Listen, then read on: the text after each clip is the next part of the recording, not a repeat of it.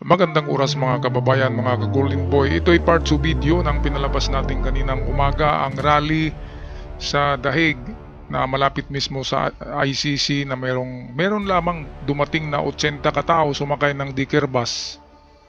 Na ito'y hakot na mga tao ng organizer ni BP Sara sa Europe sa buong Europe ay 80 lang ang dumating kahapon, pero ngayon meron nang nadagdag. Pero hindi umabot ng 200. Nasa 150 lang katao ang narito.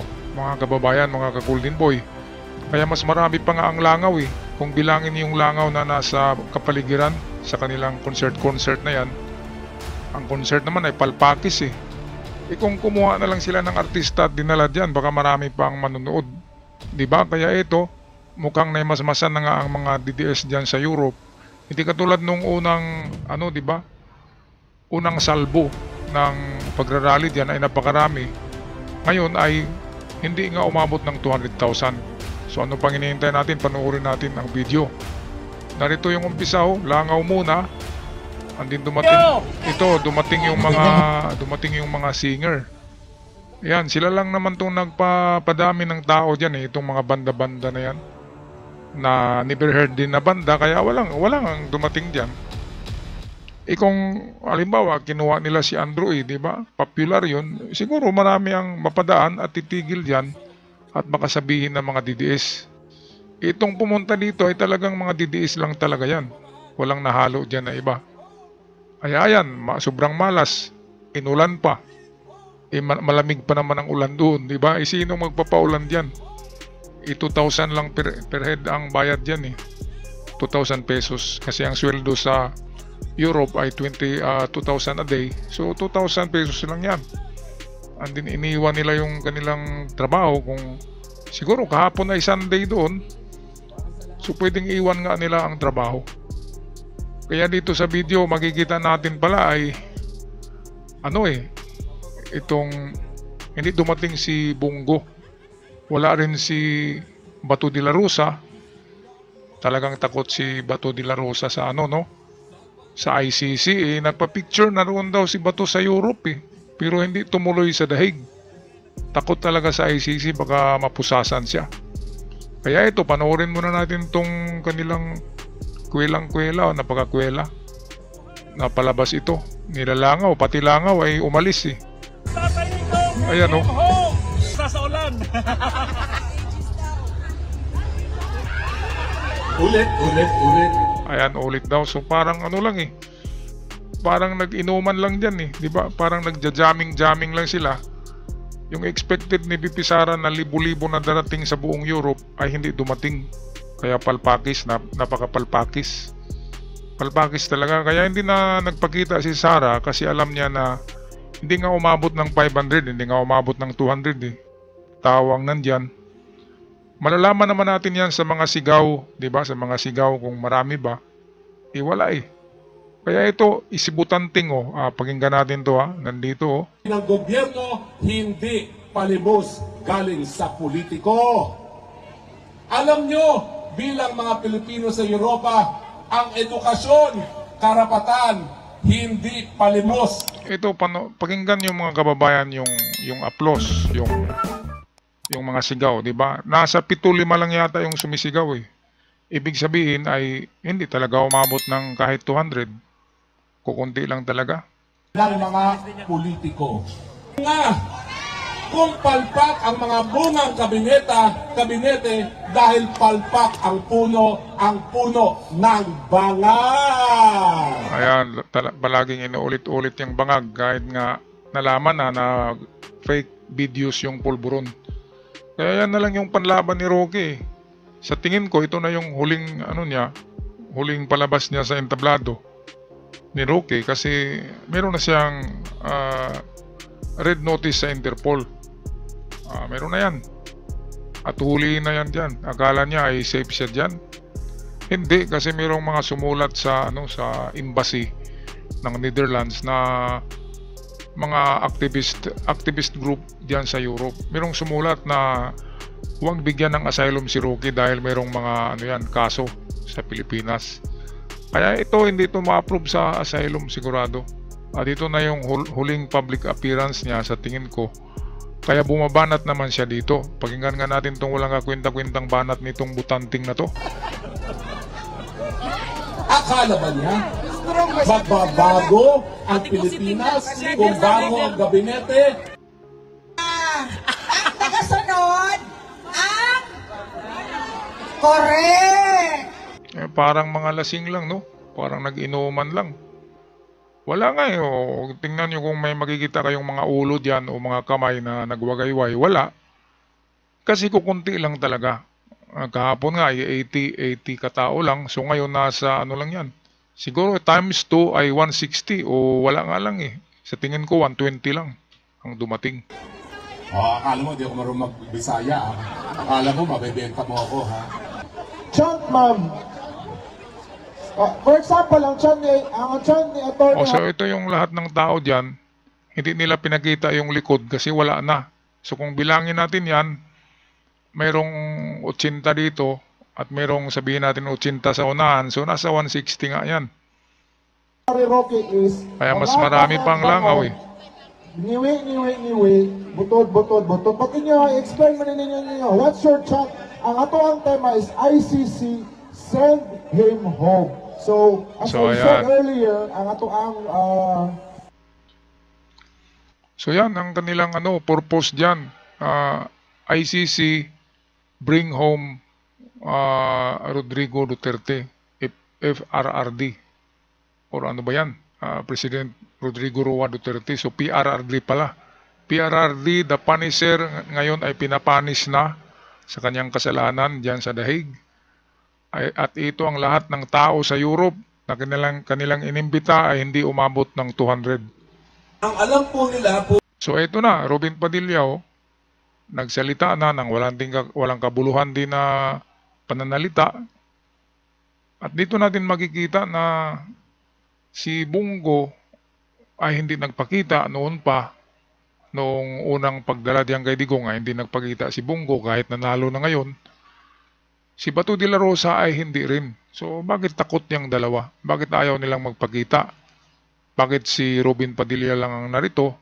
Yang rally pa naman ito ay pinamagatan na United OFWs of Europe. Diba? United OFWs of Europe. Kaya kung kayo yung mga OFW dyan, mga kababayan sa Europe, isa ba kayo sa dumalo dyan? O isa kayo sa hindi dumalo? Paki-comment sa inyong comment sa ating comment section kung may plano ba kayong dumalo dyan for curiosity, para sa curiosity lamang. At kung kayo'y dadalo dyan, pupunta dyan, ay wag na kayong sumama sa grupo ng mga DDS. Baka mapabilang pa kayo at sabihin na napakarami ng umattend sa United OFWs, ano ba yan, parang reunion dyan sa dahig na ito nga yung schedule ni BP Sara na akala niya ay buong mundo ay sabay-sabay ang mga bansa na mayroong mga DDS na sagawa ng spontaneous rally or simultaneous, yung magkasabay na rally sa buong mundo sa parehong oras. Ang nangyari, buong Europe ay sabihin natin 200 ang dumating, kukunti lang talaga yan. Kasi Europe ang dami-daming Pilipino diyan. Ibig sabihin kahit na marami ang DDS diyan ay yung iba ay nagdalawang isip na. At sa susunod na buwan, kapag nakita nilang ebidensya na si BP Sara talaga ay naglustay ng pera ng bayan sa kanyang impeachment, ipapakita ni Trillanes yung mga bank account nila na bigay ng mga inchik at yung mga resibo ng mga chichirya, di ba? Yung mga chichirya ng mga pangalan. Kapag napatunayan na authentic yun, ay lalong mas maraming DDS ang hindi na maniniwala dyan sa mga Duterte na yan. Okay, tapusin natin ng video. Narito si Robin Ood. Atin na pakinggan kung may laman ba itong mga binabanggit niya dito. Puro kasinungalingan. Hindi po nila alam na si Digong ay isang bayani sa atin. Aba, bayani ha? Meron bang bayani na pinapatay niyang sariling kababayan, mga Pilipino? Bayani bang tawag dyan? Baka bayani ng impyerno. Di ba? Pumapatay. Meron bang bayani na sariling kababayan pinapatay? Wala yata, di ba? Baka sasabihin ni Robin sa susunod na speech niya diyan ay Santos si Digong. At meron bang Santos na santo na maraming tinukang? Meron ba? Wala yata. Kaya maling-mali itong diskurso ni Robin Uod. Balikan natin. Alam niyo po, may kwento ko lang. Oh, Ang mga tiga-Europa, mahal na mahal nila ang mga katutubo. ay nako. Taga-Europa ba yung mga DDS dyan? OFW nga yan eh. Hindi yan taga-Europa, taga-Pilipinas yan. At anong katutubo ang pinagsasabi na naman nito? Baka yung sasabihin niya naman na galing siya sa katutubo. Ay nako, Robin Padilla, taga Manila ka. Hindi ka galing sa katutubo na angkan. Kaya ang dami-daming paano-ano nito pautot-utot. Noong una, Muslim daw siya. Nag-Muslim lang naman yan para hindi makasuhan. Kasi ang daming babae. Alright, so wala. Palpakis ang overall impact ng rally na ito. Mas mabuti pa yung rally nila noon. Kasi marami ang dumating. Ngayon wala na eh. Weathered the storm. Yan ang kasabihan. Kahit anong lakas ng bagyo, kapag matagal na or tumatagal na, ay hihina ito, weathering the storm. Yan ang application dyan sa teorya, di ba? Sa physics, ay ganun talaga. Walang bagyo na papuntang na tatagal na lalong lalakas. Ang bagyo ay malakas and din pahina ng pahina. So ganyan din yan dyan sa mga rally-rally na yan. Kasi ang iba ay yung iba ay makarealize na parang mali yung pinaglalaban.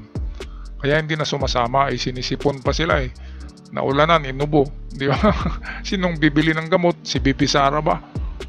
Kaya palpakis ang PRO, ang public relation officer ang organizer ni BP Sara diyan ay palpak dito sa worldwide na worldwide event ito ng OFWs. Nasabi ni BP Sara noong nakarang linggo na sabay-sabay daw at yayanigin ang mundo ng rally na ito. Anong yayanigin? Mas marami pa nga ang langaw Kung bilangin natin ang langaw na nandyan sa kapaligiran, mas marami pa kaysa kanila. Okay, so ito, tapusin natin ng video. Dahil sa matagal na panahon, So, ang pangalan pala daw nila ay Friends of the Burning Seed. Kasi kanina Burning Seed and Friends. Ngayon, Sticker. Ilagay namin sa sasakyan. Si Sir Bong Duterte. So ayan mga kababayan, wala na nga. Hindi talaga dumating si Bongo, si Bato de la Rosa, kung saan ay nagsiselfie na nasa Europe na daw. Siguro nasa Europe nga si Bato pero hindi nagpakita sa dahig.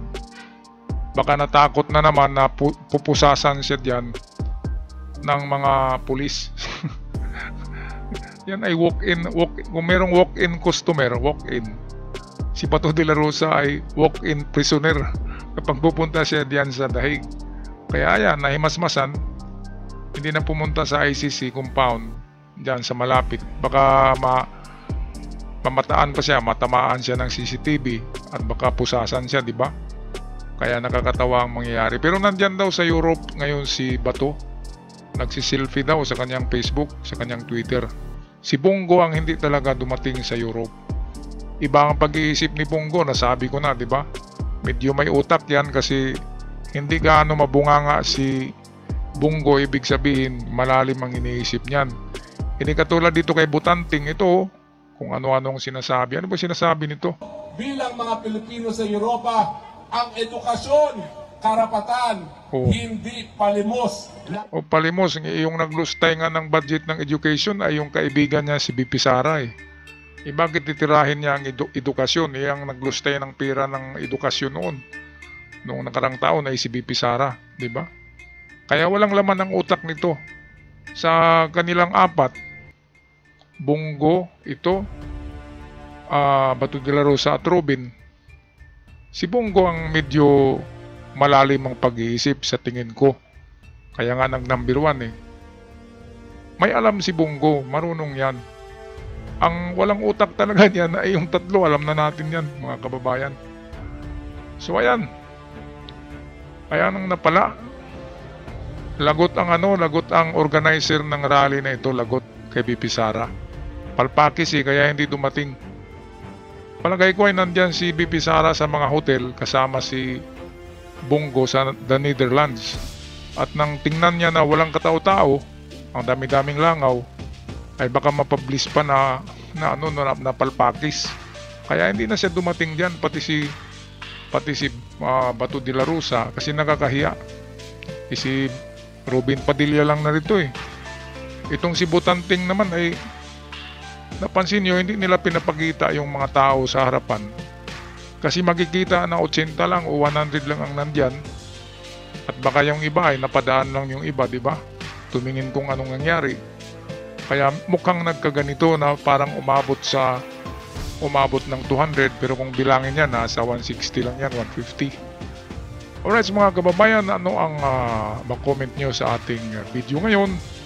Super palpakis, nilalangaw, ang tinatawag na international event of OFWs na dapat ay buong Europa ay papunta diyan sa dahig sa araw na ito. Alright, at sa bago pa lamang nakabisita sa channel, huwag kalimutan i-click ang subscribers button para palagi tayong updated sa mga bagong uploads. At hanggang sa muli, maraming salamat.